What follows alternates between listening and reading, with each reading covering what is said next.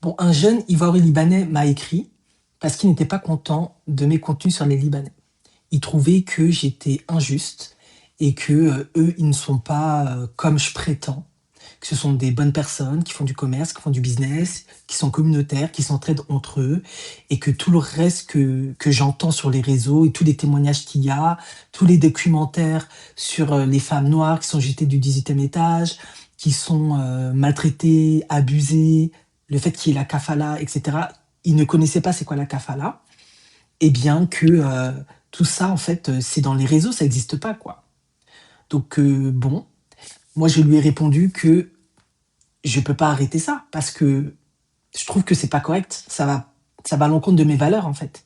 Et il m'a dit oui, mais que c'est un faux combat, que je fais pas le combat juste et que je dois changer mon combat, que je dois me concentrer sur Israël, Palestine, Soudan et autres, etc. Bon, Soudan et autres, j'ai déjà traité, mais la problématique est relativement différente.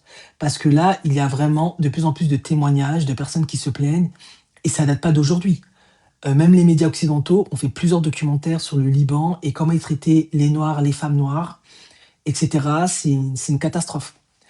Bon, il a été poli, il n'y a pas de souci. Je peux pas lui reprocher un manque de respect ou quoi que ce soit. C'est une bonne discussion, etc. Cependant, il m'a quand même donné une indication qui m'interpelle. Parce qu'il m'a expliqué que les Libanais étaient nationalistes, mais qui n'étaient pas racistes. Or, le nationalisme, je suis désolé, c'est pas mieux. Pourquoi en fait c'est pas mieux, du moins dans un contexte africain? Parce que en fait, être nationaliste, j'ai la définition devant moi, ça signifie défendre l'idée que la nation, le pays, le peuple, la culture nationale doit être la priorité principale dans la politique et l'organisation de la société. Voilà, donc le nationalisme, c'est une idéologie qui affirme que une nation doit préserver son identité, culture, langue, tradition. Elle doit être indépendante et souveraine, et les intérêts du pays doivent passer avant ceux des autres nations. Alors, bon, moi je sais pas, hein. Je pense que on aura tous une vision, une perception différente de la situation, mais moi ça m'inquiète encore plus. En fait, j'aimais bien la discussion, mais là, quand elle a dit nationaliste, je me suis dit, mais je dois encore plus m'inquiéter. Nous devons encore plus nous inquiéter parce que si vous êtes nationaliste, ben, un jour, vous allez vouloir que votre identité libanaise soit préservée. Ça, il n'y a pas de souci parce que ben, je suis pour l'idée que chacun garde sa culture, ses langues, ses traditions. Ça, c'est pas un problème. C'est pas mauvais. Mais vous allez peut-être vouloir être indépendant, souverain, et que les intérêts de votre pays, le Liban, passent avant ceux des autres. Enfin, je sais pas, hein. Parce que là, ce qu'ils expliquent, c'est qu'une personne nationaliste, elle a un attachement à sa nation, et elle pense que son pays doit être protégé, sa culture nationale doit être préservée, les décisions doivent être prises dans l'intérêt du peuple national, la souveraineté, etc., etc. Bon, maintenant que vous n'êtes plus au Liban, parce que vous soyez nationaliste au Liban, c'est une chose. Mais le problème, c'est que si vous êtes dans d'autres pays, parce qu'il me dit dans les autres pays, ils se plaignent pas, il n'y a pas de problème, tout va bien. Sauf que ben, les pays africains, eux, ils ont un problème.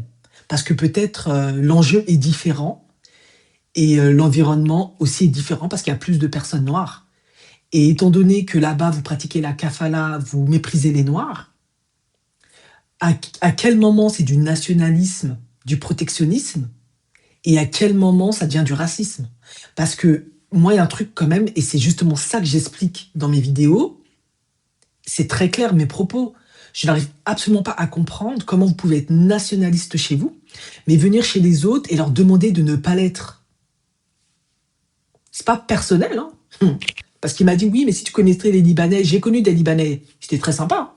Le problème, il n'est pas là. Le problème, il est que vous êtes nationaliste, pas de souci. Donc, vous interdisez aux femmes noires d'accoucher chez vous, visiblement. Je ne sais pas si les autres femmes non noires peuvent le faire. Vous mettez la kafala.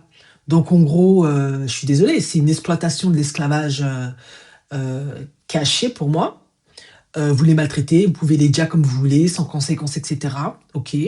Vous payez pas leur salaire, vous abusez d'eux, etc. Ok. Bon, ça, apparemment, c'est du nationalisme pour lui. Moi, je trouve que c'est plutôt du racisme, de la négrophobie. Mais bon, de la misogynie noire, etc. Mais bon, on a une vision différente. Et du coup, ben, quand vous êtes dans les pays africains, ben, vous gardez toujours ce nationalisme. Et du coup, moi, je me pose la question, est-ce que ce nationalisme va se diluer avec le temps ou un jour il va émerger? parce que ça fait partie de vos valeurs les plus intrinsèques, ce que j'ai compris, ou vous allez garder un peu comme les différentes ethnies, hein, leur culture, etc. Mais vous allez vous fondre dans les différentes cultures africaines. Moi, je me pose la question. Et c'est justement ça le problème que l'on a. Parce que c'est pas clair, justement. Donc en fait, lui, il pense que le problème il est personnel, on les aime pas. C'est pas ça. Parce que vous êtes là depuis des années en Afrique, on s'est jamais plaint. Justement, et je l'ai très bien expliqué, les plaintes sont venues parce qu'il y avait trop de comportements qui n'étaient pas logiques et incohérents. Et la preuve en est, il vient juste de me démontrer son incohérence, etc. Parce que moi, je lui ai bien fait comprendre, mais non, moi, ma ligne éditoriale, elle est relativement claire.